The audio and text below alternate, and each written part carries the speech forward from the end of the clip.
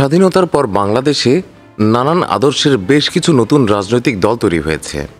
এর মধ্যে মাত্র কয়েকটি দল ছাড়া কোনোটি রাজনৈতিক শক্ত অবস্থান করতে পারেনি। তবে ছাত্রদের নতুন রাজনৈতিক দল, যা ফেব্রুয়ারির শেষ নাগাদ আত্মপ্রকাশ করতে যাচ্ছে, তা নিয়ে মানুষের কৌতূহল এখন তুঙ্গে। কেমন হবে এই দল? কি হবে তাদের আদর্শ? তারা কি সফল হবে?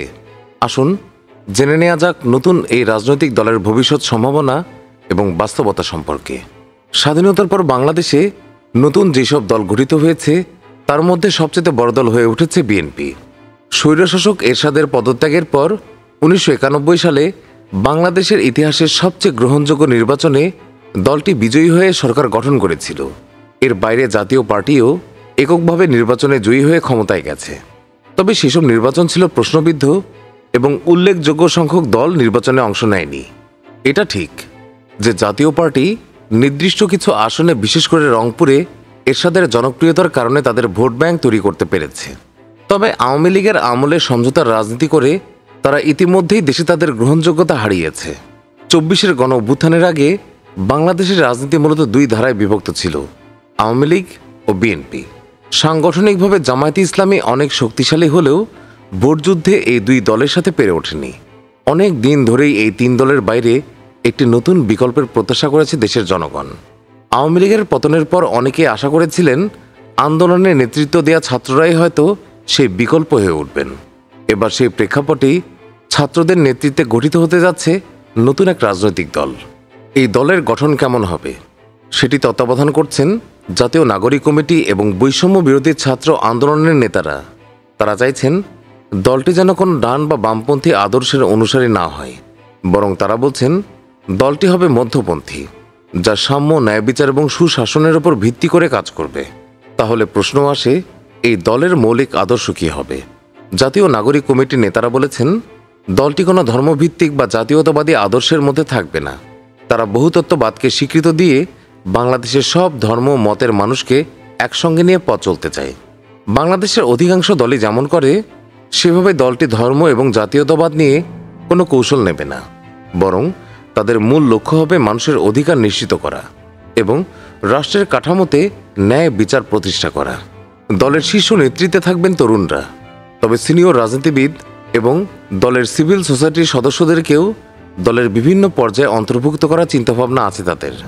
আর এখনও আনুষ্ঠানিকভাবে শীর্ষ নেতার নাম প্রকাশ করা না হলেও উপদেষ্টা নাহিদ ইসলাম এই আসনে আসতে পারেন বলে ধারণা করা হচ্ছে। এখন পর্যন্ত যা দেখা যাচ্ছে, নতুন এই রাজনৈতিক দলটি বেশ আটঘাট বেঁধেই মাঠে নেমেছে। তারা মুখে স্বীকার না করলেও অনেক ক্ষেত্রেই সরকারি আনুকূল্য পাচ্ছে তারা। তবে একটি সফল রাজনৈতিক দল হতে হলে শেষ পর্যন্ত জনগণের কাছে যেতে হয়। কথা হলো, নতুন এই দল জনগণের কাছে কতটা যেতে পারছে।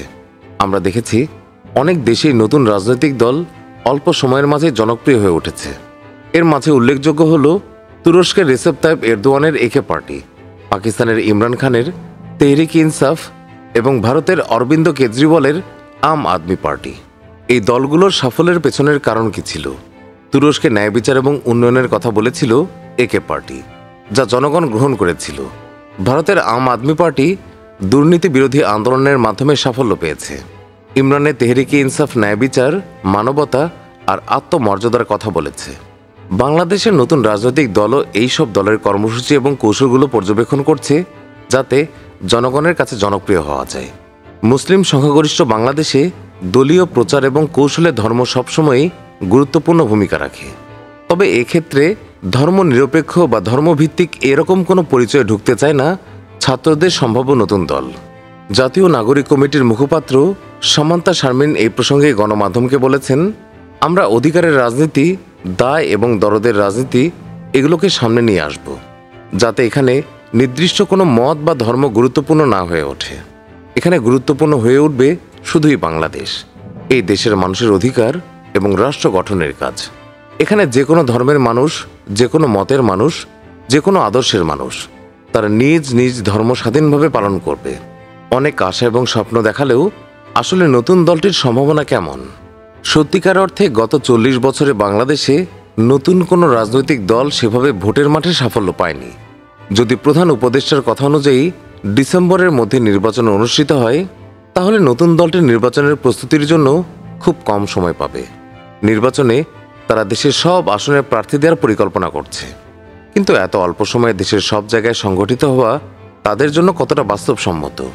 আর যেহেতু তাদের অধিকাংশ নেতাই ছাত্রদের মাঝ থেকে আসবে, তাদেরকেও তো শিক্ষা প্রতিষ্ঠানের জন্য সময় বের করতে হবে। তারা নিশ্চয়ই পড়ালেখা বাদ দিয়ে নির্বাচন করবেন না। আর একটি সফল বিপ্লবে নেতৃত্ব দেয়া আর একটি রাজনৈতিক দল চালানো পুরোপুরি আলাদা ব্যাপার। ইতিমধ্যেই আমরা দেখেছি ছাত্ররা বেশ কিছু ইস্যুতে রাজনৈতিক বিচক্ষণতা দেখাতে পারেনি। রাজনীতিতে আবেগের কোনো স্থান নেই, এটা বোধহয় তারা এখনো বুঝে উঠতে পারছে না। দলটির স্বাধীন ভূমিকা নিয়েও প্রশ্ন আছে। অনেক রাজনৈতিক বিশ্লেষক মনে করেন তাদের উপর জামায়াতে ইসলামী এবং ছাত্র শিবিরের প্রভাব আছে।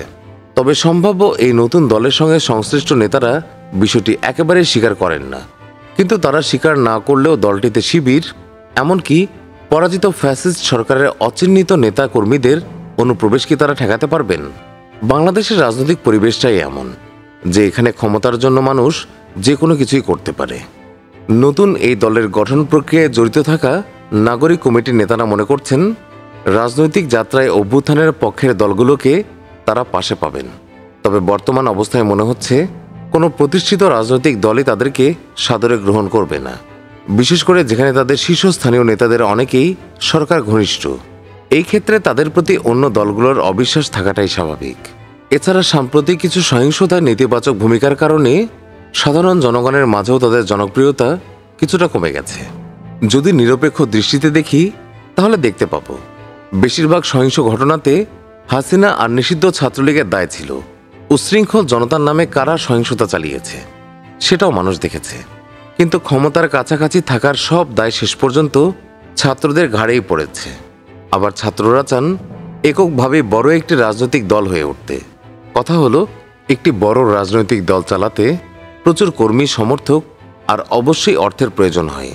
এত রিসোর্স কি তাদের হাতে আছে? ছাত্রদের নতুন দল কি সফল হবে, কিংবা তারা কি আদৌ দেশের রাজনৈতিক পরিবর্তন আনতে পারবে?